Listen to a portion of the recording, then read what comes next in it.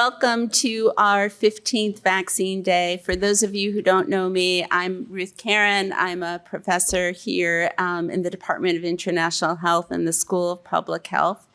And I'm very happy to have a wonderful crowd here today and a wonderful program.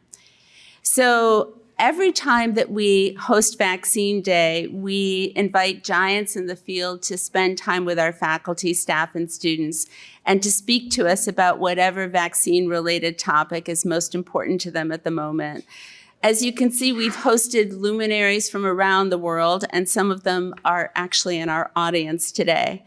But I don't think we've fully paid tribute to our remarkable faculty, which is why I'm especially pleased that this year's speaker is Mathu Santosham, professor in the Departments of International Health and Pediatrics and the founding director of the Center for Indigenous Health. You'll hear a lot more about Mathu from President Daniels and Dr. Besser, but I would just like to mention that Mathu has been a mentor, friend, and role model for me for more than 3 decades, which is why I was so thrilled that he accepted my invitation to be our keynote speaker today. Vaccine Day has always been an exciting event at our school, but it's never been more important to highlight the life-saving impact of vaccines and the important work that we do at our school and around the university. 1 year ago, we celebrated the 50th anniversary of EPI, the expanded program on immunization that led to routine childhood immunization around the world.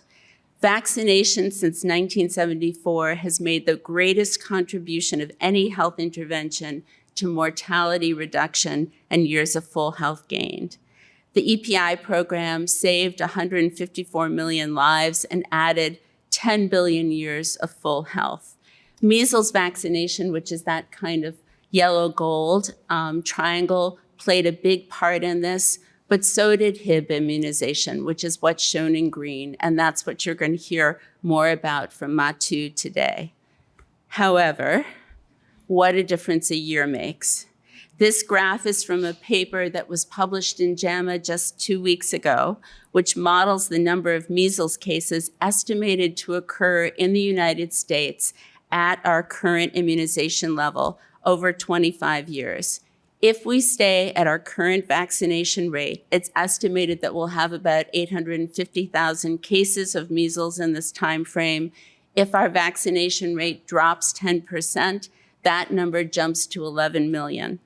Now more than ever, we need vaccine research and advocacy from our current faculty and staff, and to train our Hopkins students, the next generation, to carry on this work. With this in mind, I'm delighted to welcome President Daniels and very glad that he's joined us. President Daniels, would you like to say a few words?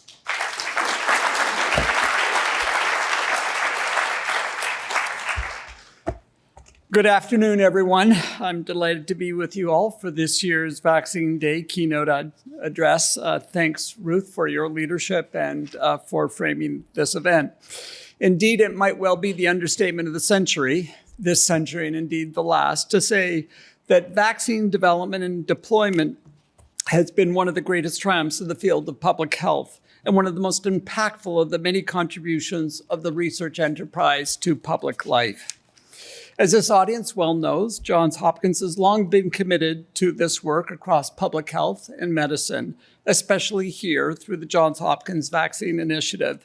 This initiative embodies our belief that by harnessing the interdisciplinary strengths of our university and of this school, we can meet the greatest public health challenges of our time. And few people, if any, exemplify the best of the impactful history of vaccine research more fully than today's keynote speaker, Dr. Mathu Santosham. Now, as Ruth mentioned, Vaccine Day has not historically showcased the work of our own scientists. This is the humility of Johns Hopkins. But to admit Mathu's contributions, I really mean that. But to omit Mathu's contributions would be to leave the record incomplete. He has been a crucial participant in those data that Ruth mentioned just a moment ago. At most recent count, and please do correct me if this number has been recently ticked up again, Mathu's work has been integral to 3 major vaccines responsible for helping to save millions of lives throughout this country and indeed around the world. And even when they are of such impressive magnitude, Mathu's impact transcends the numbers, for underlying his work is a deeply humane research ethos. When I think of Mathu, I think of the wonderful story about his arrival at the White Mountain Apache Reservation, which I've been lucky enough to visit in his company. When he sought the Tribal Council's permission to undertake research, its chair, reflecting the understandable lack of trust his community had in outside researchers, asked bluntly if he was there to take advantage of them. And Mathu responded with characteristic honest humanity and humor that if Christopher Columbus had been a better navigator, their roles might well be reversed, and Apache doctors could just as easily have been studying him, a son of Vellore, India. This is the magic of Mathu. And I love this story for its reflection of Mathu's ready wit and ability to connect with those whom he serves. But in this challenging moment for the field of public health and for research universities like ours, it strikes me as more illuminating, more poignant than ever. Mathu's willingness to confront skepticism with empathy and honesty stood him in good stead as he sought to demonstrate the life-saving value of his work, not only to a skeptical community at White River, but to a skeptical broader community, even at times a skeptical scientific community. Now, today we're facing a moment in which more communities than ever see public health practitioners as outside threats rather than supportive partners. A moment in which the field of public health itself is seen as potentially biased and in need of reform. A moment in which trust in institutions like ours here at Johns Hopkins, who do this work, has dipped to historic lows. And as we consider how best to rebuild, to re-earn that trust, I deeply believe that it is examples like Mathu's that illuminate the way forward, that give me hope that we can and will meet this moment with a kind of reflection, integrity, and humanity with which Mathu and his colleagues have pursued their life's work and had such dazzling impact. Thank you all for being here today to carry on this crucial work. And Mathu, thank you for your many important contributions to public health, for your visionary leadership of our Center for Indigenous Health, for your friendship, for your counsel, for your support, for your warmth. We're so grateful. I'm so grateful that you have chosen to make your academic home here at Johns Hopkins. And with that, it's my pleasure to pass the mic to Dr. Richard Besser, the former acting director of the CDC, the current president and CEO of the Robert Wood Johnson Foundation, and a former mentee. I don't know if you ever cease being a mentee. And a longtime friend of Mathu's, to share more about Mathu, the clinician, and the scientist, and Mathu, the person of such deep and abiding humanity. Dr. Besser.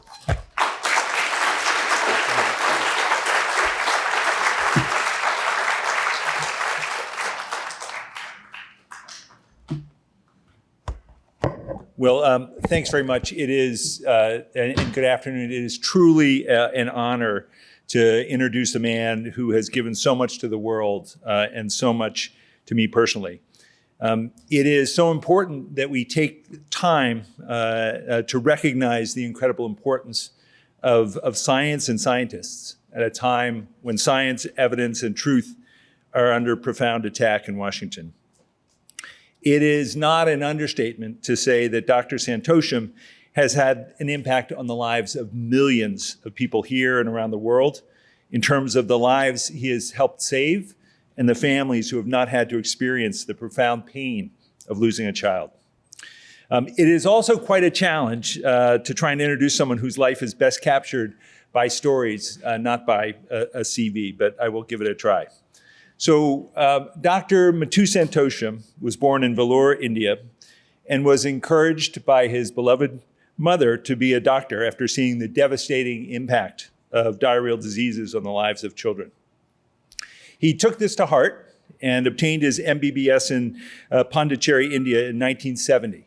Then moved to the US, completed a pediatric residency at City Hospital here in Baltimore, now the Bayview Medical Center, received an MPH from this great institution, and completed a fellowship in pediatric infectious diseases at Johns Hopkins Hospital. In 1991, Mathu founded the Johns Hopkins Center for American Indian Health, which was renamed the Center for Indigenous Health in 2022. And he directed that center for more than 25 years. He's also served as the senior advisor for the International Vaccine Access Center at the school. He holds professorships in the Department of International Health and the Department of Pediatrics at Johns Hopkins. Appropriate for this day, he's internationally renowned and celebrated for his work to promote oral rehydration solution and childhood vaccinations for vulnerable populations worldwide. This work, as you heard, began through deep engagement and trust building with Indigenous communities, working over a 30-year period in partnership with the White Mountain Apache and Navajo communities in the southwestern United States. He conducted landmark studies on ORS and several pivotal vaccine efficacy trials, including rotavirus vaccine and the H-flu conjugate vaccine, and the pneumococcal conjugate vaccine. Native American children used to suffer from these devastating diseases at rates more than 10 times the US average. Through his research and advocacy, these vaccines first saved Indigenous lives, and then through his advocacy now save millions of lives globally. Dr. Santosham has won many prestigious awards for his work. One that's emblematic for this day was the Albert Sabin Gold Medal Award for from the Sabin Vaccine Institute. I was in the audience to hear him talk about his life.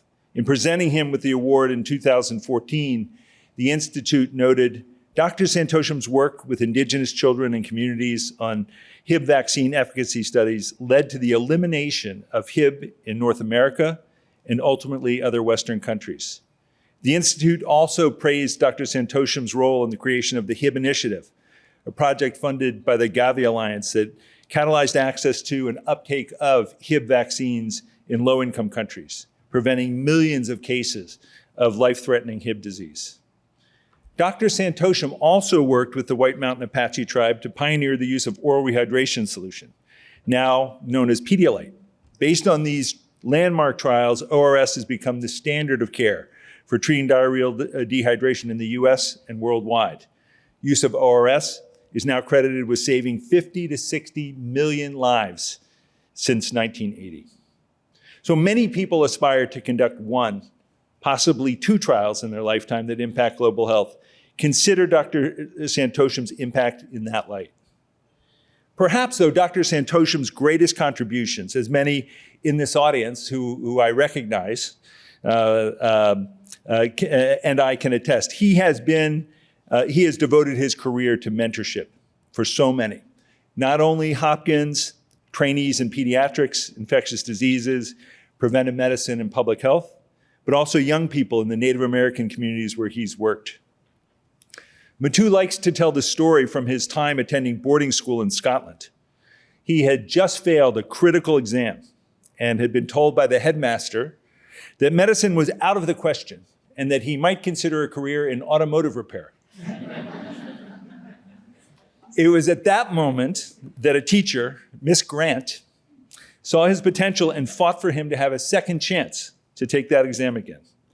Her belief in him made all the difference. I have to think that that experience helped shape Mathu's approach to mentorship.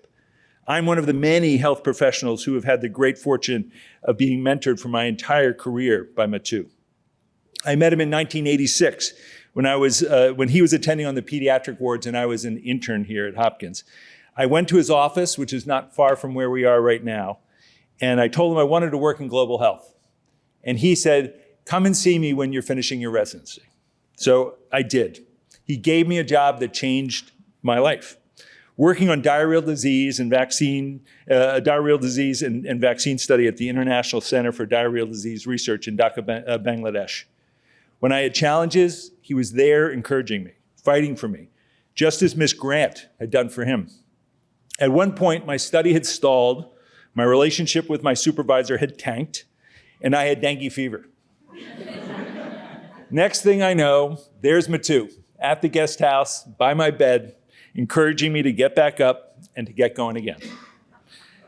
Over the nearly 40 years of our relationship, he's been there encouraging me, celebrating with me when things went well, and helping me sort things out when it didn't go so well. And I'm not alone. Looking around this audience, I see other mentees. He has mentees and disciples who are working all over the world, championing public health, moving science forward, and serving as mentors themselves. That will be his enduring legacy, for mentorship is the gift that keeps on giving. So please join me in welcoming to the podium the ultimate mentor, Dr. Mathu Santosham.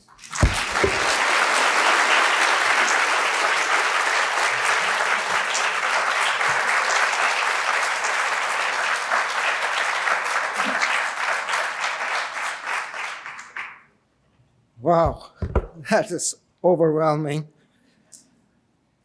Today is a really emotional day for me. This is probably, unless they invite me back again for another keynote, my last one here at Hopkins. So you're fortunate that you won't have to listen to me again. But it has given my past history with President Daniels knows well, and Dean Summer knows well, and several of my people in the front row know well. For me to actually be here at Johns Hopkins giving a lecture is an unimaginable dream. Some of you, I think, Rich started to tell you my story about how my mother had a dream. I can tell you, when I was 5 years old, my dad was posted to Nepal, and Al can tell you, 1949, what Nepal was like. We had to go by train for 2 nights, go on a bus for 1 night, and then be carried in a basket called dandy to get there. But there was no schooling there for us. So they sent my brother and sister back, but I was the baby, so my mom wouldn't send me. So I never went to school till I was 8 years old. And finally, when I get to the school, in Madurai, which Al knows well, the convent there, the headmistress tried to figure out which grade I should be put in, because they asked me, "What have you studied?" I said, "I haven't studied." So started asking me a whole bunch of questions. And finally, I couldn't answer any of them. She said, "Can you please spell it?" And I spelled it as E-T. But I got 50% right. But Joanne, don't you think that's a reasonable conclusion based on the available data? Statisticians always tell you don't overinterpret data. But anyway, then eventually I ended up in medical school, and after, thanks to Ms. Grant. And then I wanted to come very badly to Johns Hopkins. President Daniels, you said that I'm glad Mathu made this his academic career. I will let you know I applied to Johns Hopkins. They turned me down. And for me, and I dreamt of coming to this institution. I got into a hospital called Church Home and Hospital. I don't know how many of you would remember that, the corner of Fayette and Broadway. They advertised they were a stone's throw away from Johns Hopkins, which was true, but was not a teaching program. I was mainly writing sleeping pill orders, taking blood pressures, and applied to Johns Hopkins. I had an interview, and then I got a letter back saying, the Johns Hopkins faculty, pediatric faculty, were very impressed with you. And I thought, well, that's great. But unfortunately, we can't.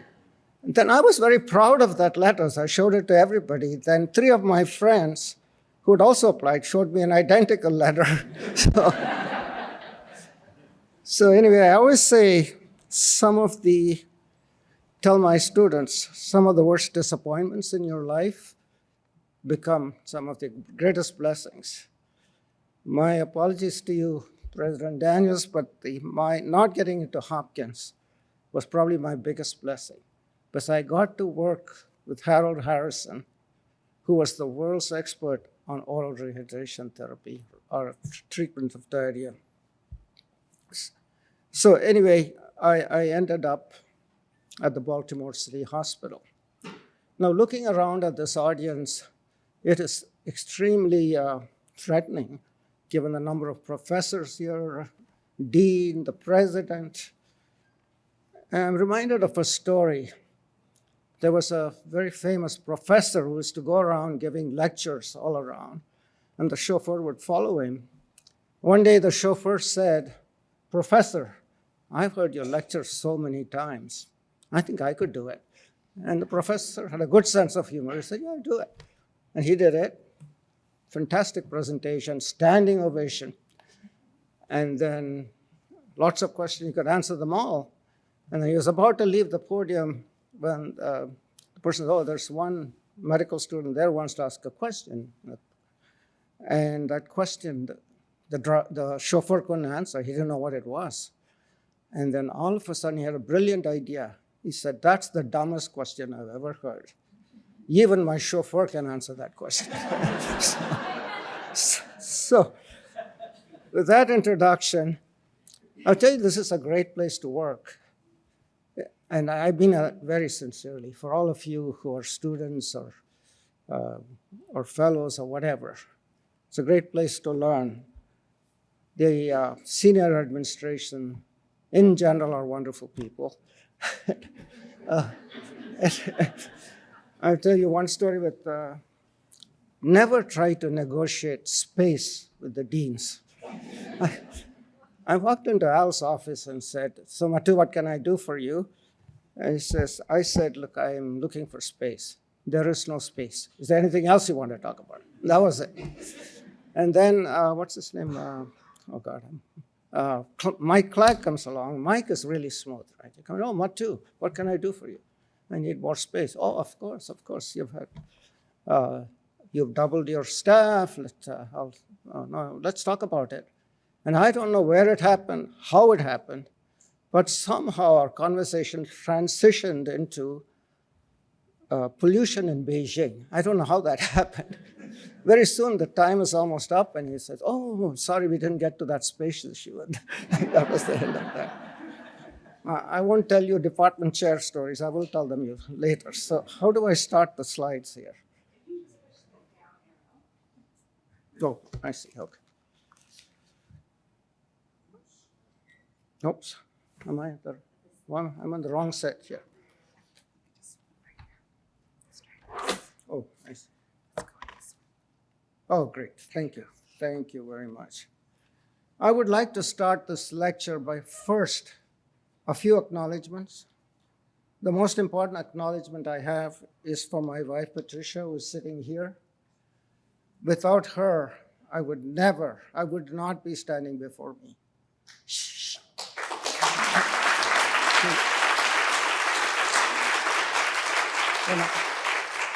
When I was offered the job at White River, she had absolutely no hesitation. She said, "Let's go." She was a faculty at Johns Hopkins in the Department of Anesthesia. In fact, when I told her, she asked me who the new dean is going to be, and I said, somebody called Alfred Summer. He said, "Oh, that resident." And anyway, and our two children, I always feel bad that Pat had to take care of them, and I was always traveling. But now our granddaughter, oops, am I going the right way? Oops, no, something's wrong. Do we have an IT person here? Yeah, let's just push it. Oh, I see. Yeah, let's try that. Our granddaughter, he said, no traveling, absolutely no traveling. So she's the boss. I'm not going to be traveling anymore. So in all seriousness, the other acknowledgement I have, especially to my very dear community, the Apache, White Mountain Apache tribe. Pat will tell you they accepted us with open arms. When we said we wanted to go there, we heard several people say, "No, why would you go there? They're not friendly people. They will never accept you. They will never let you do research." Pat will tell you, and my children will tell you, we had no trouble fitting into that community. We had a lot of trouble fitting back into Baltimore. Yes, and the Navajo tribe, I didn't get to know them as well, but they were also trusted me, allowed me to do a placebo-controlled trial, which had never really been done in a indigenous community. I also want to acknowledge my mentors, Harold Harrison. Harold Harrison is an amazing person. 1945, he actually used oral rehydration solutions right here in Baltimore at the Baltimore City Hospital. And he used a solution that's almost identical to what WHO came up with 40 years later. It was his mentorship, and I'll tell you later why it didn't catch on. Bradley Sack, who many of you know, gave me the opportunity to go to White River. Richard Moxon was the head of infectious disease here. He mentored me, taught me infectious disease, taught me HIP. And of course, Bob Black was tremendously supportive of the Center for American Indian Health. But I don't want to give you the wrong impression about Bob. He's not always nice. Once I walked into his office and said, Bob, I have 3 requests. And he said, the answer to all 3 of your requests is no. Do you have anything else you want to discuss?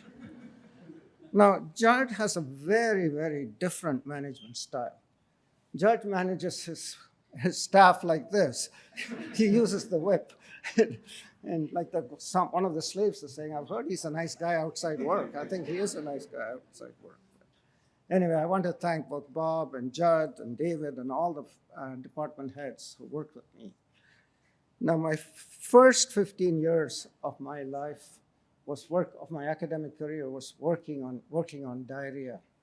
And you might wonder why I'm talking about diarrhea on vaccine day. It is my work in diarrhea that took me to White River, which then led to the HIP work.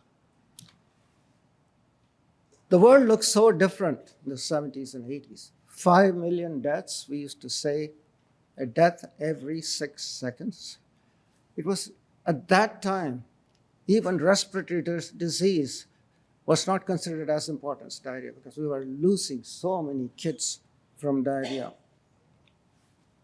And the situation was hopeless. I think those of us who were there those days can imagine there was not enough IV fluid, not enough equipment.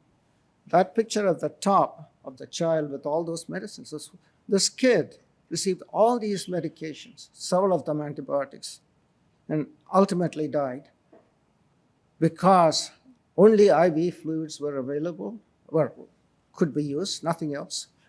And so ORS became a very important thing. Also in the final year of my medical school, I used to literally see child dying here and child dying there right in front of my eyes. So I wanted to do something about that. And it turned out Hopkins has a history. All these giants on the top, Bert Hirschhorn, Dilip Malanabis, Brad Sack, Nathaniel Pierce, and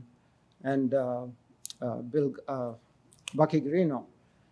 They were our mentors. They were mentors to me and David Sack. We joined the ranks in the 80s. And then I passed the torch on to Chris Duggan, who's here. And I'm so proud of Chris. He is now a professor at Harvard and holds an endowed chair. You know how young I am when you know that Chris joined me as a first-year medical student, and he's now a professor at Harvard. I'm very proud of you, Chris. And his lovely wife, Debbie, she's here somewhere, was also my residence. I've been very fortunate in having some very bright people. As long as I'm talking about mentors, I will also tell you Richard Besser. His story is absolutely correct. One day I was driving home from Hopkins, and he was the acting director of CDC at that time. I forget which epidemic it was. Was it the SARS epidemic? Swine flu. Oh, swine flu. And President Obama comes on the radio and says, I want to thank acting director Richard Besser for his tremendous work. And I'm so proud of you. You're just an amazing.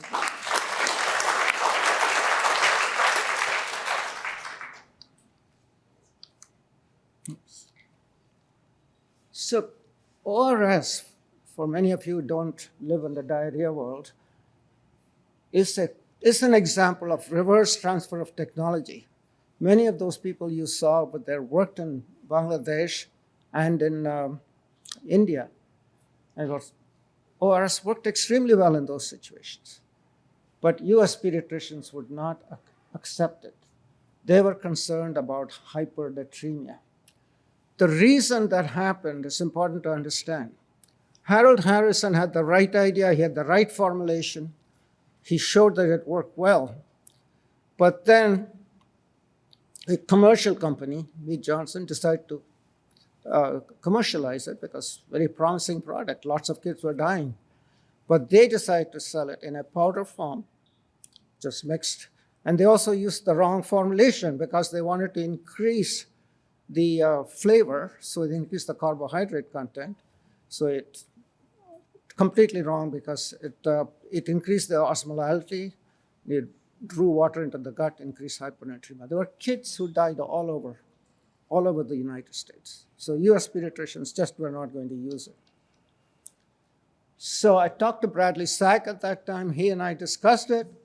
And he said, Mathu, if we're really going to change opinions, we need to do a study in the US. And that's exactly what we did. And you can see whether the babies started with hypernatremia, high sodium or low sodium, within 24 hours, we were able to correct it. This was a major change because no one felt that ORS was safe in the United States. So then, at that time, Brad had a study in Calcutta to work on diarrhea and dehydration. So I was very excited. Brad was excited. But then there was a huge disappointment. India canceled all US projects because there was an Indo-Pakistan war, which Al will remember well, and US supported Pakistan. So that was the end of it. Then a new opportunity opened up. And I repeat this again to all my students that some of your greatest disappointments will become your greatest assets in life. This is certainly true. This brought a whole new opportunity for me and my family, not only with work, but also in our life. We still have lifelong friends at White River. So when I first arrived at White River, well, to get to Phoenix those days, you had to change flights twice, then get there. And Mark Wolf, who's sitting here, will remember you had to drive around the canyon. I had forgotten, I was going there for the first time. I felt I need to wear a tie and jacket. So I went to the local mall and was going up, pitch dark, no cars. I said, oh my God, I'm lost. And so, you didn't have GPS, so I had one of these AAA maps. I went out with a headlight, looked, and then there's this huge tarantula who crosses. And I thought, oh my God, what did I do to myself? So anyway, I arrived there and eventually went up to the hospital. People, when they said to us, these native people won't accept you, they're rude and all that, it's total nonsense. It's completely different. And you can see why they are resistant to outsiders. This is Las Casas was the Jesuit monk who accompanied Columbus when he went to North America. He says, my eyes have seen these acts so foreign to human nature. And you can read on. I myself, right, as a knowledgeable eyewitness, can hardly believe it.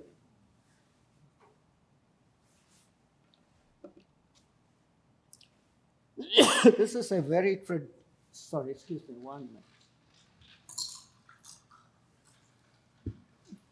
This is a very traditional society with lots of beautiful, meaningful ceremonies. And this is called the sunrise ceremony when the girl comes of age. And we were part of these things. Pat and I would attend many of these. We'd go to many, many celebrations, birthdays. And unfortunately, we also attended many wakes. When an individual dies, they would have a ceremony for several days. And a death is a terrible thing with anybody. But death of a baby, babies that you've played with, babies of your neighbors, It was a heart-wrenching experience, and we lost so many of them those days. Now, this is the hospital I worked at, and even though I was the one who was paid to work, Pat did a lot of work there too, because we would often call her when there was an emergency because she was an anesthesiologist. Well, when I arrived with my jacket and tie, and I said I wanted to meet the medical director. His name was Ken Jackson. I walk in with tie jacket with my briefcase, and he's wearing jeans, cowboy boots, his feet up on the table. He says, "Are you the guy from Johns Hopkins?" I said, "Yes, sir, I am." He said, "Well, put your shit down there and sit down." And I sat down. He said, "I want to tell you something. We don't have any time for this research crap."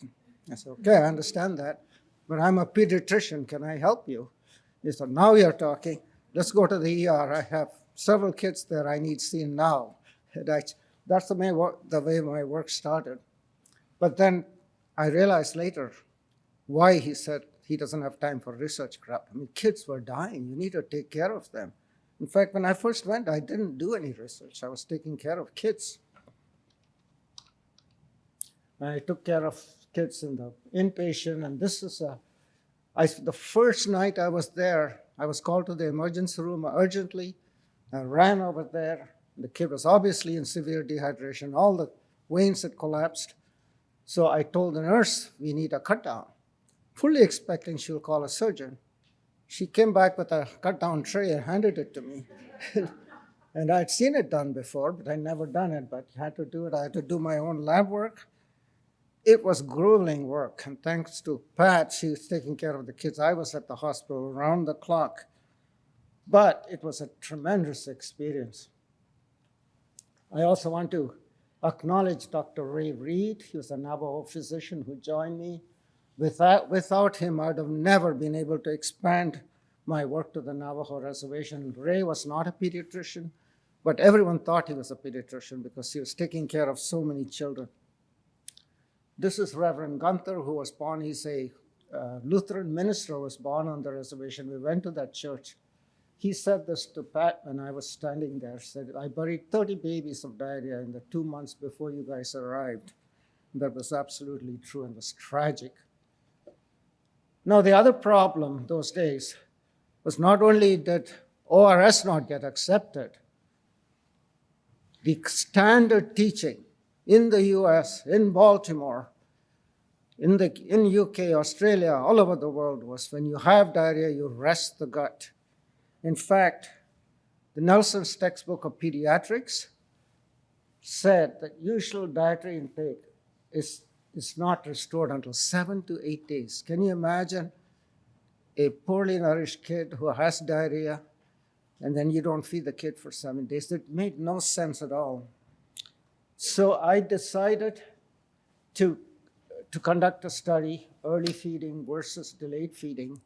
Unlike the traditional belief, in fact, early feeding reduced the duration of diarrhea and also the stool output. And my colleague and Bob Black together did a study in Peru at the same time, Ken Brown, and they also confirmed these findings. This revolutionized management of diarrhea around the world. This is probably, even more than ORS contribution by the White Mountain Apache tribe, is probably the most important contribution they made. And finally, the American Academy of Pediatrics in 1985 recommended ORS as first line of treatment, and that feeding should not be withheld. You should start feeding infants immediately. In fact, the White Mountain Apache tribe gave an award, the WHO, UNICEF, and USAID gave an award to the White Mountain Apache tribe. This is Chairman Lupe, who became a very good friend and also became a good friend of my wife. In fact, every time I would go to see him, he would say, "Where's the missus? You should have brought the missus." So, anyways, and he was a remarkable person. While this was going on, all these diarrhea cases, we had a 3-week epidemic of diarrhea. Almost 300 cases in 3 weeks. And we were able to demonstrate that we can actually use ORS and manage these kids without ID, which was great. But there were 5 cases of Haemophilus influenzae type B disease came in at that time. I thought, gosh, this is strange because the birth cohort was only 250 at that time. Haemophilus is a terrible disease. Any pediatrician in this room will attest to that. It could cause epiglottitis, it's a frightening disease. If you don't establish an airway, the child will die immediately. Meningitis, orbital cellulitis, empyema. And in fact, my very first experience with Haemophilus influenzae type B meningitis was when I was at the city hospital. My first night as an intern, there was a 9-month-old kid with bulging fontanelle, seizures. It was very obvious to me the child had meningitis.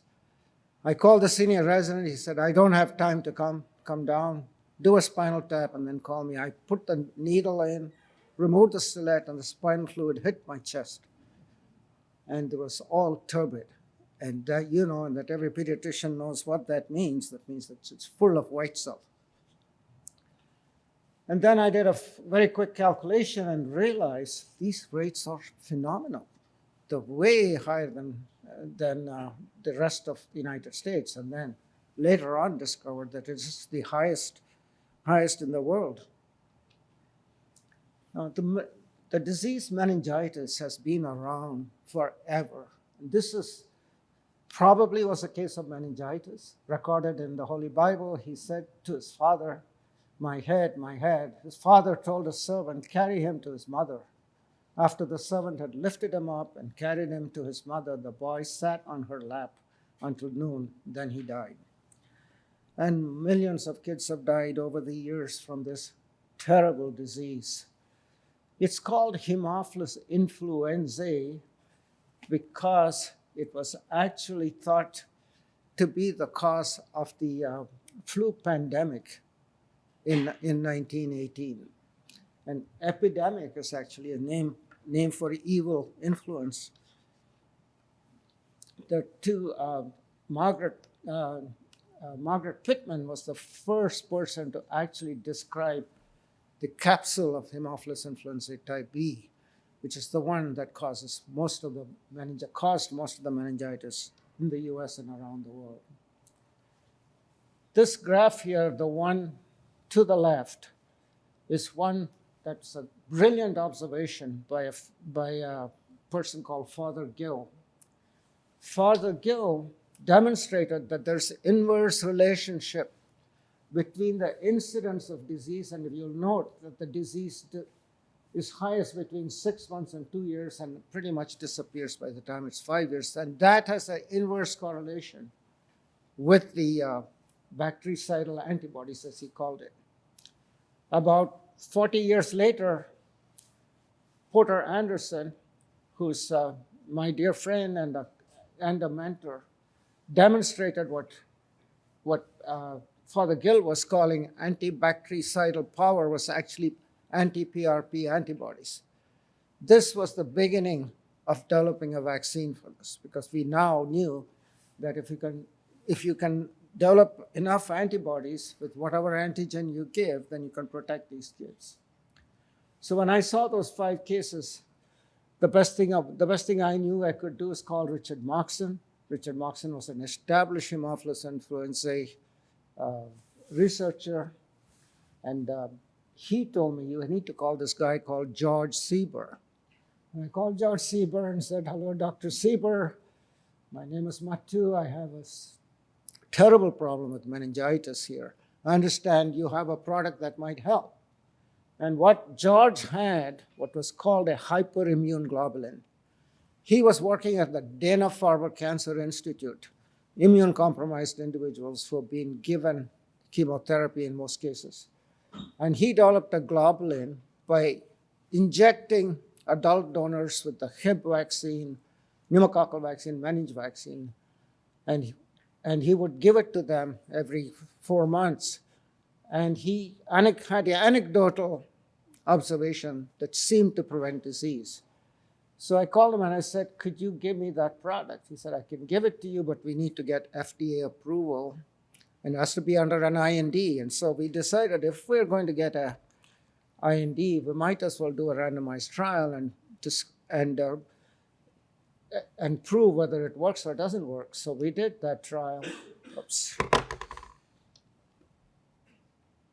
And this is the team. You see Dr. Sieber, Ray Reed, way to the left, George Sieber in the middle. I'm wearing a collar because I had a slip disc at that time. And to his left is Claudette, his technician, and Jeanette next to her, and then Mark Wolf is in the audience just now, and he was also part of our team. So when we finished the trial, it was a difficult trial to do. We had 0 cases in the BP group and 7 in the HIP group. There was also a trend towards protecting for pneumococcal disease. We did a subsequent study to show that actually works for pneumococcal disease also. This was great news, but the problem was we needed to deliver a huge volume. We had to give 0.5 cc's per kilo. So a 10-kilo kid needed to get a shot, 5 cc's shot. Fortunately for us, by then, the next generation of vaccines, the conjugate vaccines, came about. Do I have a pointer here? How do I do that? So anyway, the concept of conjugate vaccine was that, anyway, it doesn't matter. The concept was that you link the capsule, which you call the PRP, to a protein carrier. And they use different protein carriers. Different companies use different protein carriers. The one to your right, the HBOC, was one developed by my mentor, Porter Anderson, where he used a CRIM197 protein using a technique called the reductive deamination. And that ended up being used for not only HIP, but also for pneumococcus. And pneumococcal vaccine, the Prevnar, those of you who are pediatricians know, it saved millions of lives.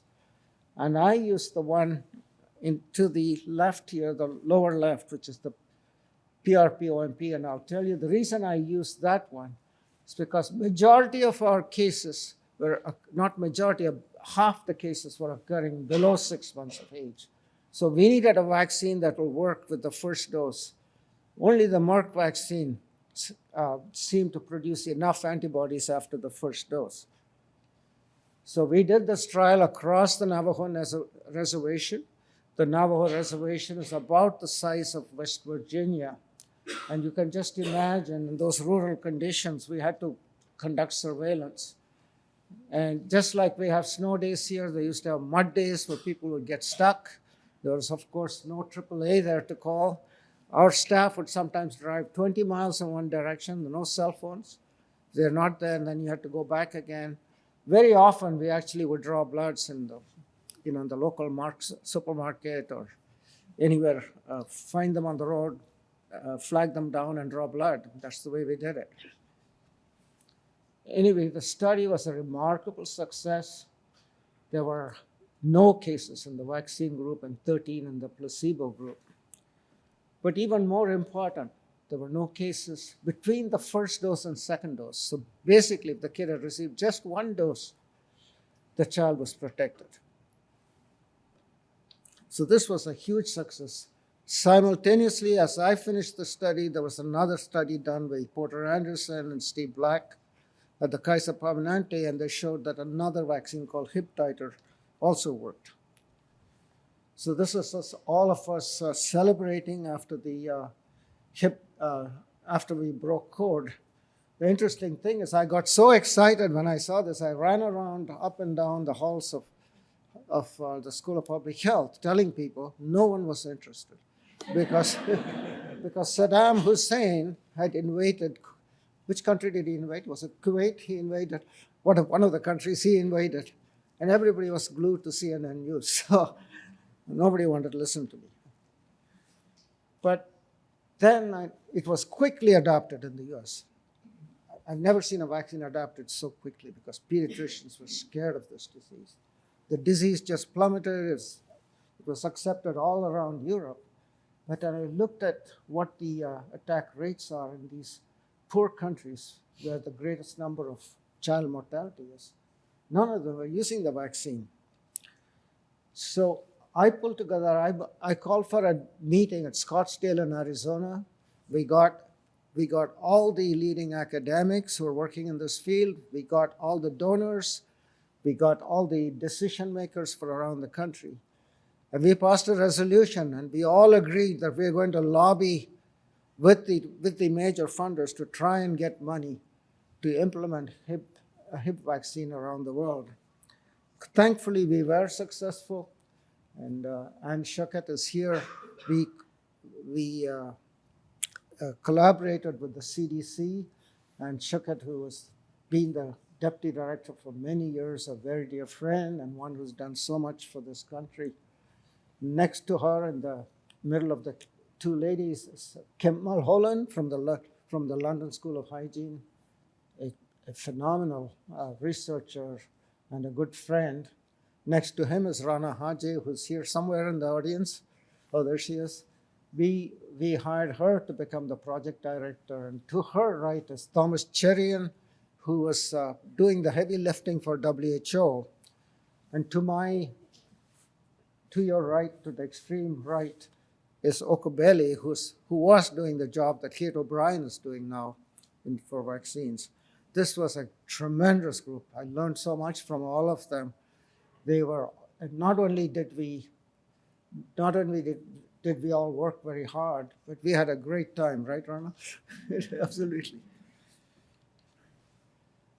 And at the end, when we started the project, we had, this is what the map looked like. We actually had lunch, we had a dinner in London, and I don't know if you remember this, Rana, and I sent a piece of paper around to everybody around the table. This was a 5-year grant we got from Gavi. He said, at the end of 5 years, how many countries do you think we can cover? And the highest bidder said 25%. I was the eternal optimistic. I said 50%. But in fact, we managed to get most of the Gavi countries by the time we finished the project. Now, when I started the project, I thought this is a piece of cake because we're just going to, we have a vaccine that's almost 100% efficacious, it's safe, we have funding mechanism, but I realized there's a communication problem here. The way we present things and the way people understand things are very different. This one really illustrates that well. He says, the guy in the balloon says, where am I? He says, you're 30 meters above the ground in a balloon. And he says, oh, you must be a researcher. Yes, but how did you know? He says, because what you told me is absolutely correct, but completely useless. And he says, you must be a policymaker. He says, but how did you know? He says, because you don't know where you are and you don't know where you're going, and now you're blaming me. So this is the kind of conversation we were having. We were completely in different wavelengths. And I have to give a lot of credit to Rana Haji, and Maria's here with us too, and Maria played a big role in this project also. You had to get into those countries. You had to understand the local dynamics. You will never introduce vaccine without being there personally. And I can tell you, even in those days we didn't have Zoom and all that. You are not going to accomplish this kind of thing with Zoom. You have to be there personally. You have to have those arguments around the table. And then after the arguments, you go take them out for a drink and then talk to them. And that's when you actually get things done. And I don't have time to tell you all the activities we had. But one other important thing, when you're trying to get vaccines into new countries, you must identify heroes, local champions. The guy to the left, I think, Rich, you know him, I think, Samir Saha. He was a totally unknown person. I went to ICDDRB and I said, does anyone finding hip in ICDRB? That time the feeling was in Asia, there is no hip disease. They said, yeah, but there's one guy in Shishu Hospital. He thinks he's isolating hip. And so I went to see him. And Samir was there on a stool, identifying. I said, do you see hip? Can you show me? And he actually showed me in his chocolate agar. He was totally unknown. At that time, then I decided that we need to get him involved, brought him to the Scottsdale meeting, and then eventually he became the reference lab for WHO for the whole region, and now he has the biggest lab in the country. Abdullah Baki is probably here somewhere in the audience, but Abdullah was another champion for HIB. Abdullah has done many things, but he was the first one to actually do the HIB effectiveness trial in Bangladesh. So make sure that you identify the champions in these countries. So we had done, by 2010, we had introduced vaccines, or we, meaning the global community, got vaccines into most Gavi countries. But look at India, not a single state. India was really tough. India is still very tough, but there was tremendous amount of anti-vaccine propaganda. There was actually a litigation in the Supreme Court against the government because they were trying to introduce HIP-containing vaccines. Even the IJMR, the leading Indian journal, had this article that said policy for public good or private profit. We were all accused of being hand in glove with industry, and we are there to just make money. So we took on that battle. But by this, very soon after this, the funding ended. But we got another project, I think Lois is here somewhere, called Enabling Environment for New Vaccine Introduction. And we worked with a agency called Global Health Strategies. I've circled the two major people who helped us very much. There's Anjali Nair, the director of Global Health Strategies, and Professor Ganguly, who many of you know here. They were absolute champions. They worked so hard. And the Global Health Strategy is a tremendous amount of communications. I don't have time to introduce everybody else in there, but they were the movers and shakers in India. One of them, next to the left of Dr. Ganguly, is Rakesh Kumar, Joint Secretary in the Ministry of Health. If you understand the bureaucracy in India, these joint secretaries are critical, and he played a major role. Now, there was a lot of things that were done. I'm not going to go into details, but you need to synthesize the evidence. The problem was in India, when you walked into any academic institutions or the ministries, state governments, they'll say, we don't see HIB here. So you put the Minister of Health. I actually met with the Minister of Health. I said, Dr. Santosham, what do you want me to do? My academicians tell me there is no disease here. You want me to introduce a vaccine when there's no disease? So we had to actually provide technical assistance and develop the data because there was no data. And the other problem was people were loaded with antibiotics before they reached the hospital. Labs are not properly equipped. We had to actually look at the vaccine landscape, had to understand the politics, the political environment. In fact, we got young parliamentarians together from both parties because we just get one side of the parliamentarians. That's very dangerous. And then we got them to ask questions in Parliament as to why the government is not introducing this very important vaccine. And then, of course, worked very hard on the Ministry of Health and very successful. When I said we, it's the communication group with us and Global Health Strategy. They had seminars with the reporters so that they can understand the disease. Reporters were getting false information. So finally, we got the tide to turn. Oh, the most important thing we also did that Global Health Strategies helped us do, we got the cricket players and the top musicians. And you won't believe, I think you will believe it, they are more influential than us. It made so much difference when a national cricket player or one of the top musicians come on national TV and say you should get the vaccine. So finally we got it into India. And this is, I was congratulating the health minister after India accepted the vaccine. So by 2019, all countries had introduced except for China. Even in China, there's 50% coverage from the private sector.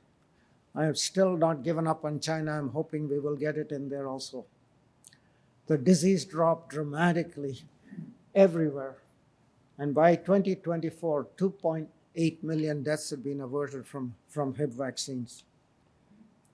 So this was an award that a group of us got, and this is the Princess of Thailand congratulating my wife. And I fully believe that she deserves it as much as I do, because I wouldn't have been able to do all this work.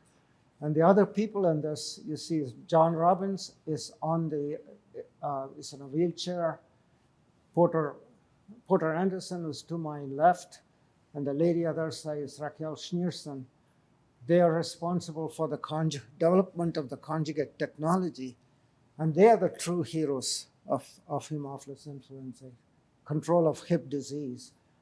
My role was primarily to evaluate one of the vaccines and work on implementation. The person in the middle, as some of you may know, is Eric Green, who also got the award with us for his work on human genome. Now, I want to also end this section of my talk with thanking all the IVAC, all the IVAC directors, Oren Levine, Kate O'Brien, Bill Moss. I've had the great privilege of mentoring all three of these people, brilliant young people. And I think you all know, I think somebody mentioned Kate is about to receive the Sabin Gold Medal Award, which I will be attending. I'm so proud of her. Now I'm going to go back to White River where it all started. These are our Apache staff. The two women on the left, Francine and Noveline, they are both PhDs now. When I first arrived at White River, Pat and I would try to mentor young people, help fill out their forms to go to the college. Most of them would come back. The school dropout rate was huge. But now we have 2 PhDs through our program.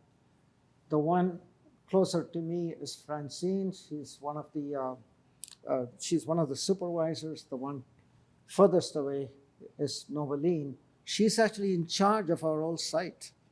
They're both faculty here as assistant scientists. I will tell you a story about Noveline was actually in my Sunday school class right where I had to pick up these kids in Sunday school. Managing kids in Sunday school is not easy. I would have these paper planes coming towards me. So I got picked up, and one day I asked Noveline, I used to pick you up. Whenever you were in Sunday school, you were all so difficult to handle, but then on the bus, you were all so quiet. I said, what happened? I said, we were all scared that you're going to crash the bus because you were... and anyway, the center has grown tremendously. When I went in 1980, I had 6 staff. 1991, we established the Center for American Indian Health, now called Center for Indigenous Health. Now, because of the tremendous leadership by Allison, now we have grown to 29 states, 4 countries, 185 communities, and we have trained almost 5,000 indigenous scholars, and millions of people have been impacted. I think the world owes something to the White Mountain Apache tribe for their contributions for ORS and the vaccines. And recently, Allison's program with home visitation with mental health, I had no time to talk about that. They've done a tremendous amount of work, which is well recognized all around the world. So these are this is our training team. I particularly want to recognize Kristen Speakman. She has worked so hard on building this training team. She started working on this, I don't know, Allison, was 30 years ago. We gave her no money. We had no money. And she'd keep coming back to us. You got to raise money for training. You had to raise money for training. Finally, we gave up and we raised some money for training. And now she has this huge program. I also want to acknowledge Kate O'Brien and Laura Hammett. Kate joined me after I started the pneumococcal trial. And to me, when Kate joined, I was the PI. As soon as I saw her functioning, I thought she can do this a lot better than me. So I stepped down on PI and handed it over to her, and she did a superb job. And she handed over to Laura, and between Laura and Kate, they raised the level of infectious disease work to a much higher level than I ever did. And Alison Barlow, a story about her, she came to interview me after I finished the hip vaccine trial and was published in the New England Journal. And she asked me so many intelligent questions that I decided to hire her. Al was not too happy about that, but because she was working in the development office. Do you remember that? Yeah. But he can be nice at times. But we do a wide spectrum of work. You know, I started the infectious disease alone, and then we have mental health, environmental health, policy and advocacy, and now we're getting into water insecurity and a wide variety of environmental issues. The infectious disease program under the leadership of Kate and Laura have done a tremendous job. A wide variety of vaccines that have been tested, many clinical trials that led to the licensure of vaccines. And in fact, 4 of the 9 immunizations recommended for infants in the US were proven efficacious at our center. I just want to point out the graph of the way to my left. See, we see no case of hip disease anymore. They had the highest rates in the whole world. We don't see it anymore at all. And I'm going to end by just showing you, boasting about our Indigenous faculty. We now have 8 tenure-track faculty at our center. 6 of them, all circled in red, are Indigenous. This is like a dream, impossible dream for me. And I think back to the days when I couldn't get kids to even go to college. We have 3 tenure-track faculty, Laura, and 2 at the top, Melissa and Dawn. Brilliant Indigenous faculty. We have numerous faculty now who are Indigenous. This just makes me so happy. And this is the latest cohort of Indigenous scholars. Because when I see these people, you know, I'm reminded of that quote by Martin Luther King.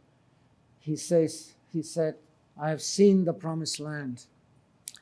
I may not get there with you, but I've seen the promised land. These people are the promised land. I always tell all of our scholars when they finish, this is not the end. This is the beginning of your journey. And I expect you to not only do well for yourself, you need to mentor others. Mentorship is very important. So I'll finish with a couple of messages for the future generation. You must definitely aim high. But aiming high, I think, is so important. You know, it is always easy to pick the low-hanging fruit. There are plenty of people who can do that. You guys are really privileged.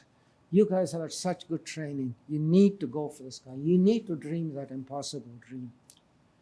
Be prepared. I was a Boy Scout in Scotland, and the motto at that time by Lord Baden-Powell, who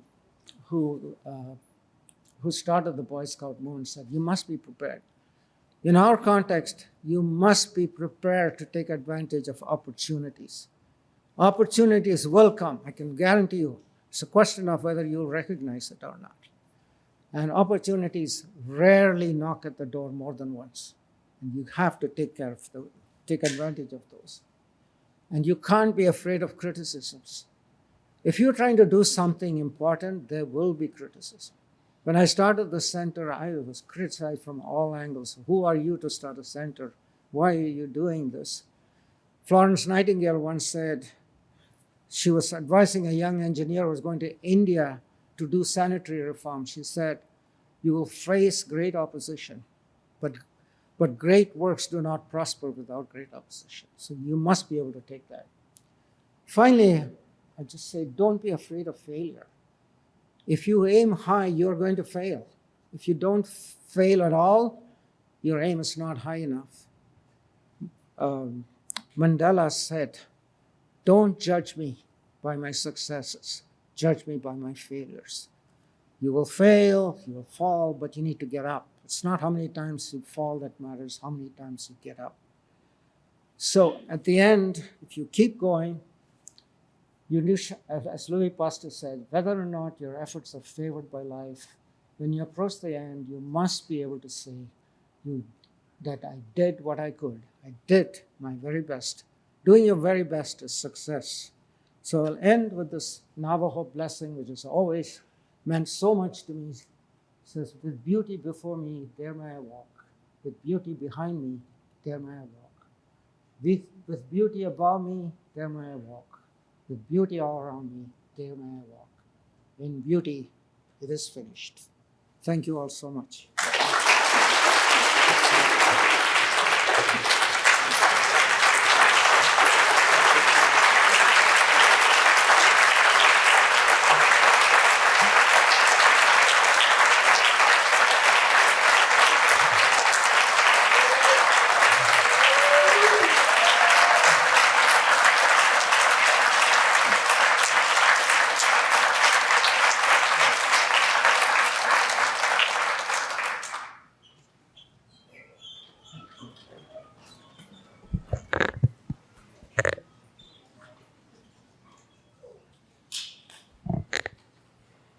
So Mathu, thank you so much for your vision, for your leadership, for your accomplishments, and especially for your stories. But you shouldn't be sitting down just yet, because we're going to have a panel discussion that you're included in. You have to come sit up here.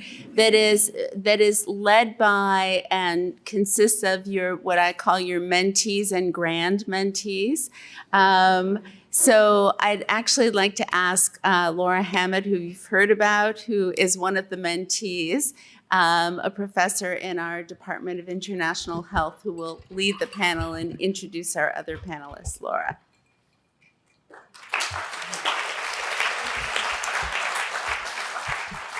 Thanks, Ruth, and thank you, Mathu, for a really beautiful talk. It is my great privilege to be one of Mathu's mentees, and I'm happy to invite up, Dr. Cameron Grant. As you guys make your way up to the panel here, please, we've got 3 panelists who are joining us today. Dr. Cameron Grant, who's a pediatrician and a professor at the University of Auckland, who did his pediatrics fellowship actually here with Mathu. And come on up, don't be shy. Dr. Sainamere Duadua is a physician. She is doing her doctoral work actually with Dr. Grant, so she is one of the grand mentees. And she actually was introduced to us at the Center for Indigenous Health by Cameron and Mathu, and Sai is doing her Fulbright with the Center for Indigenous Health right now. And Rose Weeks is here at the end of the table. Rose is a senior research associate in the Department of International Health, and she's actually a part-time doctoral student right now working on her DRPH. So we've invited all of you up to participate in a panel discussion. We'll invite everybody in the audience that wants to ask questions of the panelists or of Mathu to have a minute to think about questions, and then we'll open it up for general Q&A. And Rose, I think I'll start with you. So you are you can introduce yourself as well, please, and your connections with Mathu. But you'd worked on the HIB initiative. Now you're working with vaccine confidence projects with Indigenous populations in the Southwest. I wonder if you could just comment on what you think the critical components for a successful vaccine introduction are. Sure, thank you, Dr. Hammond. So I've had the pleasure of knowing Mathu for almost 20 years now. And worked with you for 10 of those years under HIB initiative first, and then now since 2015 at the Center for Indigenous Health, which was the Center for American Indian Health when I joined in 2015. But I've just always been struck, as President Daniel said before, about his just humanity and ability to connect almost in any setting around the world with the youngest people, babies. He was always, babies were thrust upon him, and they just loved Dr. Santosham. and to like the most elite, in every setting. So just a really tremendous ability to connect, and that humanity really has just moved mountains. And so in terms of the question, I think we know that many of the components for successful immunization program introduction, but trust, of course, is absolutely fundamental to success because the vaccines can't work unless people take them and they accept them. And trust was established and maintained through the pioneering work of Dr. Santosham, Dr. Reed, Dr. O'Brien, Dr. Hammett.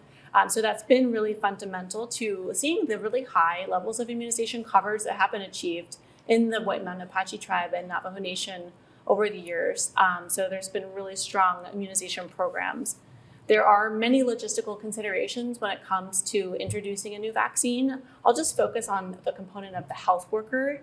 So even in today's very dense information ecosystem with plenty of all kinds of crazy information coming at us online, of course that is something that people are exposed to everywhere, including in tribal communities. Health workers remain the trusted source of information on vaccine decision making.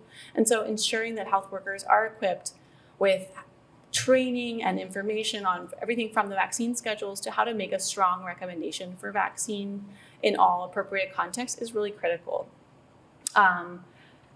And then soon, we've also recognized that there are a lot of resource gaps. So making sure that a vaccine introduction is supported by adequate resourcing is critical. And we do see, especially in these communities that some of them are quite remote, and people are living, at the end of a 10-mile stretch of unpaved road. And so to reach the health facility, it's really difficult. They might not have regular access to transportation. And so making sure there's outreach programs that are well funded routinely and without interruption in these communities is absolutely integral. That's something that we could definitely use more resourcing for that outreach. Particularly now when we have some more unfortunate spread of disease in these communities. Thanks, Rose. Sai, I'll ask a question of you now on a different infectious disease. We heard a lot about diarrheal disease and Haemophilus influenza type B, but Group A strep is another infection that causes a disproportionate burden of disease in Indigenous populations, both here in the United States and globally. There are Group A strep vaccines in the development pipeline, and can you talk a little bit about what you think is important to ensure that Indigenous populations are able to participate in those studies and the formative work that needs to be done? Mm-hmm. Thank you, Laura. So I'm from, like Laura said, from Fiji and New Zealand. Come here from New Zealand, Aotearoa, New Zealand, and I was glad to see on your slide, Mathu, and the Hib uptake. That was one of the countries that had taken it up, and because Fiji is not normally literally off the map, but I was glad to see it on the map. So Group A strep is something that disproportionately affects Indigenous peoples around the world, as well as those Indigenous populations within high-income countries like Australia and New Zealand. So in New Zealand, in Aotearoa, New Zealand, we have them disproportionately affect the Maori, the Indigenous people of New Zealand, as well as Pacific peoples. And in Australia, see them with the Aboriginal and Torres Strait Islanders, for example. And obviously in the Pacific Islands, the numbers are really high. So in terms of the vaccine, there are various Group A strep vaccine candidates that are in development, and some of the work that we're doing, it's taken a while, it's taken decades to get vaccine the development, but some of the work that's being done in Aotearoa, New Zealand that I've been involved in is around setting the platforms, the building blocks, just even prior to the development of the clinical trials, is working with the communities that suffer from this disease, that bear the brunt of this disease, which are the Maori and Pacific peoples, working with them to get their attitudes and perceptions towards it. So even before doing the clinical trials, we've been doing qualitative work with them to understand more. Colleagues of mine, not me directly, but I sit in the Pacific Advisory governance groups on them. But I appreciate that they're working, that they're getting the thoughts from the people themselves. So things like, they've asked them, what do you think about this new vaccine? and its development and its delivery as well. How should we do it? How should it be developed? And one of some of the key points that are coming out from these qualitative work is that they appreciate it as, they know its importance. They appreciate it as one of the tools in their basket of resources for Indigenous people, and prevention is better than cure. But they also stress the need for Maori and Pacific leadership within the development of this work, all the way from the conception to the development to delivery of the vaccine. So, I think it's a unique opportunity because, this kind of work doesn't usually happen with vaccine development. I've not seen it. And so I guess the long prodromal period of vaccine development for Group A strep offers a unique opportunity where we can work with the communities and get their thoughts on how it should be developed, but also how to be delivered at the end. So, thank you. Thanks, Sai.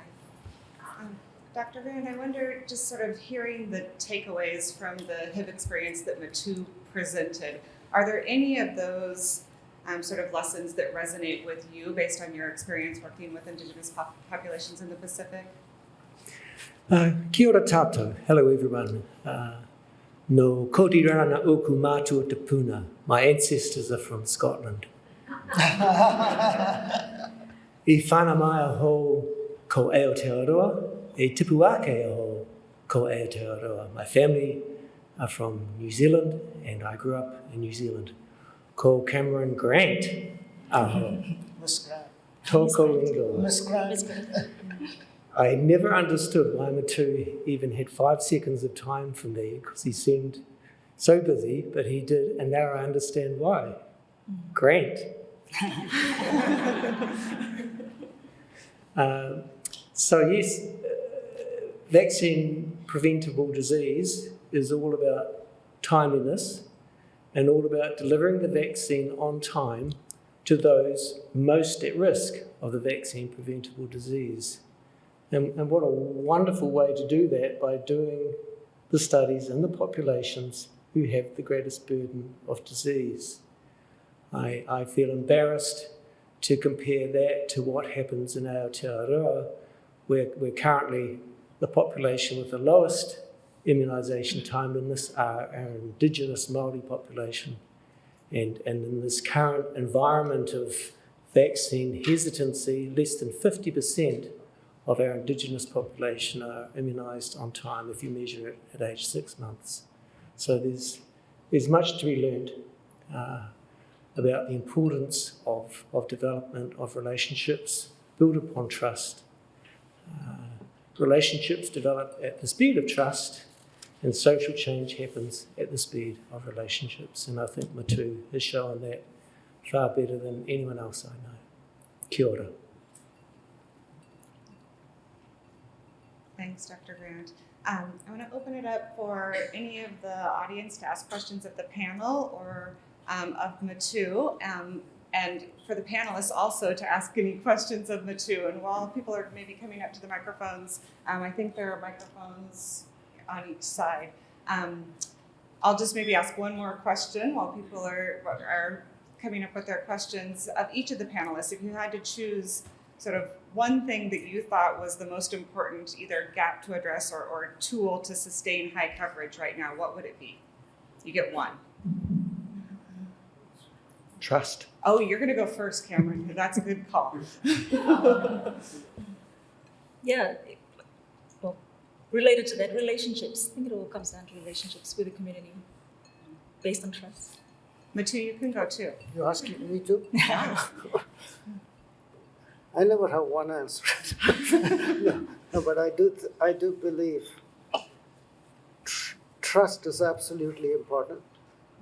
Wherever you go, when I went to White River, I couldn't have done anything unless the population trusted me. It's the same thing when you walk into ministries of health. If they don't trust you, they're not going to follow your advice. Yeah, I would just build on that by saying trustworthiness. I mean, I think making sure that the health workforce is equipped to be as trustworthy as possible and that they're up to date on their knowledge, and including the clinical support staff, the schedulers, the people who are really discussing vaccines with people, but may not have the extensive training of the physicians.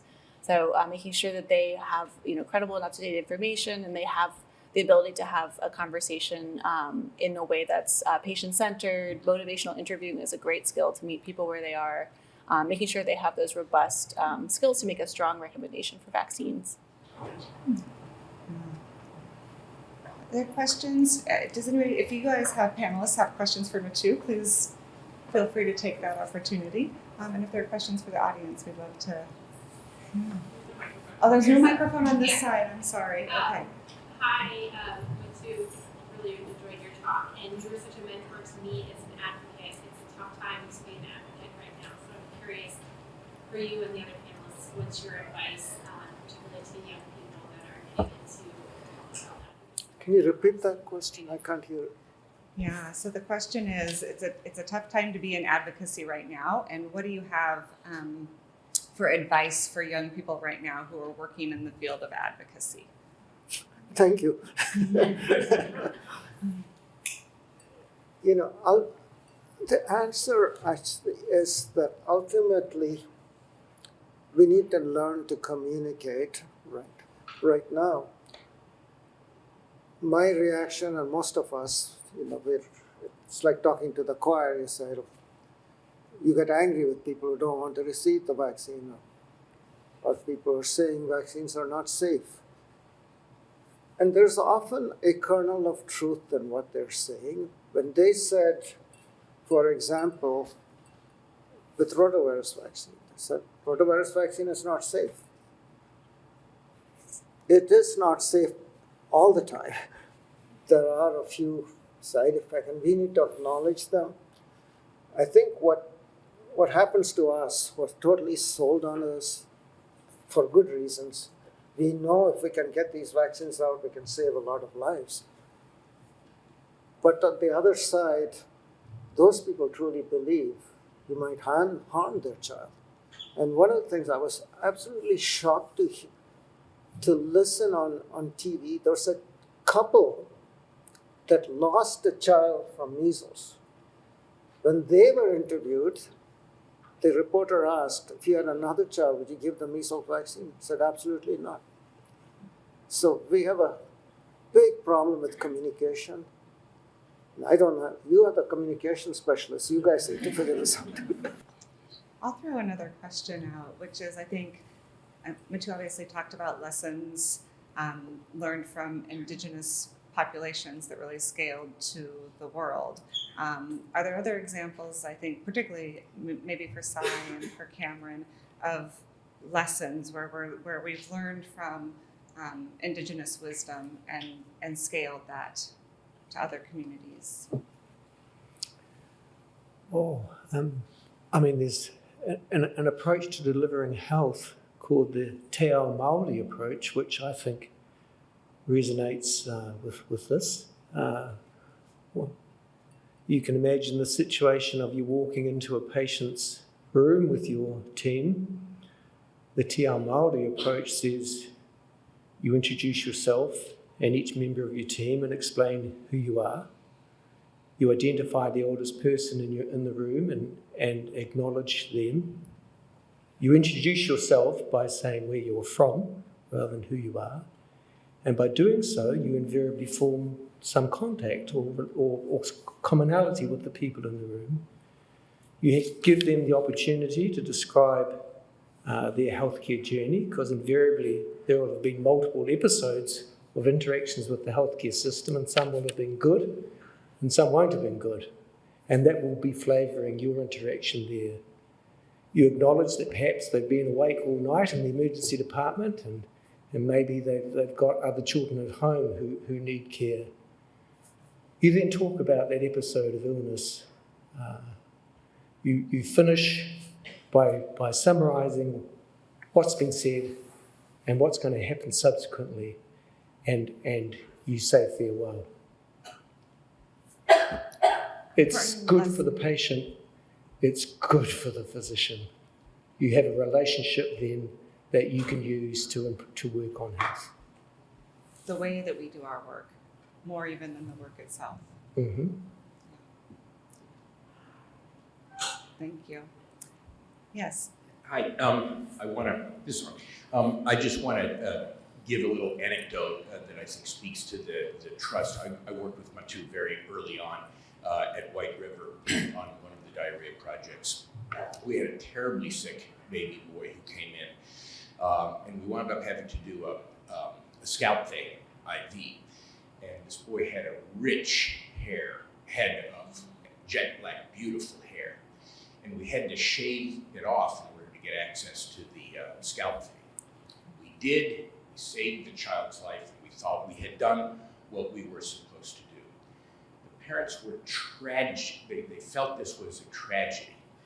They looked at this baby with this sort of butchered haircut, and they said, "This is awful." And I brought that to Mathu, and I said, "What do I do?" He said, "Shave the rest of the kid's head."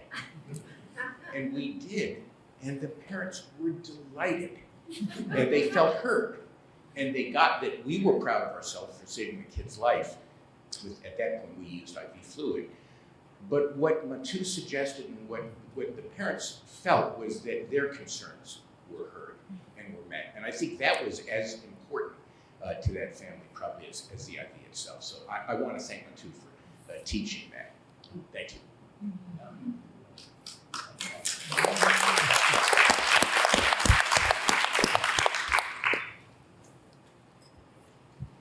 Yes. To actually follow that, I was on a panel yesterday. It was barbers and hairdressers, and it was a very, very similar conversation about the amount of partnerships that came up during COVID because they were a place of trust. And so my question that follows up to this anecdote really is, could we talk more about what a real marriage between those trusted sources in the community and healthcare practitioners, what could that look like moving forward in this post-COVID era? I didn't understand the question. So the question was, what does a true relationship look like between healthcare providers and the communities that they're working with, and what have we learned from COVID that might help us understand that? I can give one example from Aotearoa with our COVID vaccine delivery. We had a complete lockdown of our country, and a lot of people's employment ceased. And so there were people in the community wanting to help the community, and they just said, "We're going to become vaccinators." They had no health training, no health background. They just wanted to serve their community, and they wanted to set up facilities to deliver the vaccine in spaces where the community were comfortable, such as the church for the Pacific community, the marae for the Māori community, and it was a wonderful way to deliver a vaccine to a population that was otherwise pretty frightened of approaching healthcare facilities because of the risk of catching an infection there. So I think that's one good example. I hope we can build upon that as we face our current vaccine challenges. Yeah, maybe just to add on to that, we learned a lot of great lessons from COVID, where our own communities stepped up and just did it themselves. And in Fiji, for example, I was in New Zealand, but the latter stage. But in Fiji, in terms of the trust, there was increasing vaccine hesitancy, and one thing that helped was having health professionals who were from that area talk to them. Like if they see that it's one of their own, talking to them in language that they could understand, that helped a lot. And so I was involved in some vaccine awareness or talks, just informal talks where we just broke down what the vaccine was about and about the disease. And we had it, I was in New Zealand by then, but we just got people from my own district. So I spoke in my own mother tongue, like my dialect, and people around me, health professionals who just spoke to our people, and they really appreciated that. If they can identify with the person, this is one of our own telling us, it just builds trust in things in a language that they could understand. That's just another example, bridging the gap.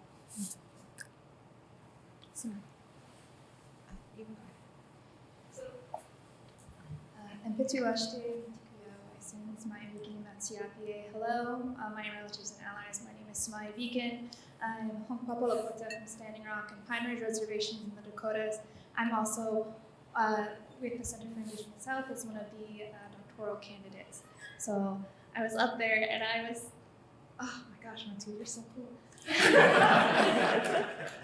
And this builds off several of the questions, so I appreciate that there's a theme here. And quick story time too. One time, so I collaborate and co-create knowledge with White Mountain Apache and Navajo Nation as part of the collaborative dissertation I'm a part of. And I remember it was my first time coming to White Mountain Apache tribal lands, and I was just trying to get some groceries, and I just see Mathu in the aisle, and then we just hung out in the aisle at the grocery store. It was great. He gave me such a warm hug, and he's just a wonderful, wholesome human being. So my question builds off these, and I just want to say, how can we make sure vaccine research is community grounded, especially to Sai's point in development and dissemination of vaccines? How can we make sure vaccine research is community grounded, especially in development and dissemination? Just want to make sure it's clear. Actually, the best person to answer that question is probably Alison Barlow. She's done more community, not vaccine studies, but she has done a lot of community-based research. But, I come back to a very fundamental issue. It also comes back to trust. If the community trusts, they only trust you if you are telling them the truth all the time. They're not going to trust you if you're not straight with them. And also listening to them, because our tendency is that we're educated, we know it all. But actually, I learned a lot. I learned more than I was able to teach when I was there or even able to give them. Once there was that trust, a lot of times I would have tea with the elders, and they would pass down some words of wisdom about how I should do the research. I mean, these were not just passing down some tradition, but just saying, if you really want to do this, you should talk to so-and-so, you should do this, and you should do that. Once you develop that kind of a relationship with people, the whole thing changes. You're no longer this outsider who's here to exploit them. So it seems like a broken record, but you have to establish trust. I think with the COVID vaccine, we were all so scared, right? We were all so anxious for people to get the vaccine, and we pushed it really hard. We, just like everybody else, Pat and I went and got our vaccine, and we couldn't understand when somebody said they don't want the vaccine. But we need to accept the fact that we don't know what the consequences of this is. We didn't know when we took the vaccine, but it seems like, if not, the consequences were very highly likely we would get COVID and get some disease. So I think it's a matter of communication and listening to the other side. Thanks, Mathu. Did anybody else want to comment on that, or I can? Okay, last question to Allison. Oh, sorry. Oh, sorry. Just wanted to add vaccine research and making sure it's community grounded. How do we make sure it's community grounded? I think one of the ways that we could work better is bridging that gap between Western biomedical model science and our traditional worldviews or ways of health. So in Aotearoa and in the Pacific, we have our own traditional health belief models. So incorporating the vaccine research into that, into how the people think of health and of the world, incorporating that. And that's one of the things I'm enjoying learning at the center is the incorporation of these two worlds, getting the both of them and finding ways to make the best of both. So in terms of vaccine research, just adapting it or understanding how the traditional knowledge worldview is and incorporating that into, I think that would make sense. And that's something I'm looking at with my PhD research. Thank you, Sai. So, hi everyone, I'm Allison Bear. I am also a proud mentee of Mathu since 2006 when I came to the school to join the HIV initiative team. Mathu, this question is for you, but I would welcome any other commentary as well. So I was struck by your presentation, Mathu, in how many sort of eras of global health you have worked in. And certainly the last 25 years have really felt like an era of rapid progress. It feels like the data only trend in one direction, and that's improvement. It has felt that way for really since kind of the beginning of the MDG era, with the foundation of the Global Fund and others, and Gavi. However, it does feel like that era has ended and we're headed into some new space, some new era. And I'm just curious, as you reflect upon the various eras in which you've worked, where you think we're headed and what you think the challenges of the next 25 years are going to be, and what we need to do to prepare for them and respond to them. Thanks a lot. Easy one to wrap things up. It's maybe a good final question without you to wrap it up. So, I do believe there's a light at the end of the tunnel. I cannot believe that the current status will continue. I do believe that some of the people, I'm not going to name names and you'll all, are actually digging a hole and continuing to dig deeper and deeper. And ultimately, I believe some of them will fall into that hole and things will change. But that's not to say, I think one of our tendency is, and with mine too, so angry that they're doing all of this. But there's no question there is a lot of waste and a lot of spending that necessarily didn't have to be this way. So not everything that they're doing is wrong, I think. And we need to accept that and not just be. But I do believe that if every one of us believe in what we believe and fight for it, you know, Martin Luther King said, life is not worth living unless there's a cause for which you're willing to die. And I do believe, and I believe myself, I would be willing to die for this cause. We need to fight for it peacefully, no. But when we believe in something, we need to stick to it. We need to go, be ready to go to jail if we have to, but ultimately the tide will turn. That's my feeling.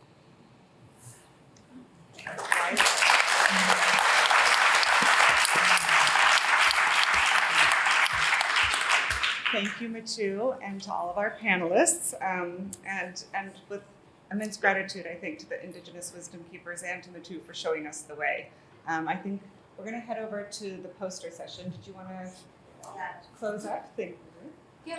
Yeah. Just very quickly, thank you, Mathu. Thank you, panelists. I have a few other thank yous because it takes a village to do Vaccine Day. Sherry Jones and Brandon Howard, Laura Hammett, of course, who you've heard from, Allison Barlow, Geneleva and Madeline Blunt, and many others, but these are the people who really helped put this day together. Please join us over in Finestone for a poster session. We have 39 posters, more than half are from students, and a little bit of a reception. So thank you all for being with us today, and please meet us over in Finestone. Thank you.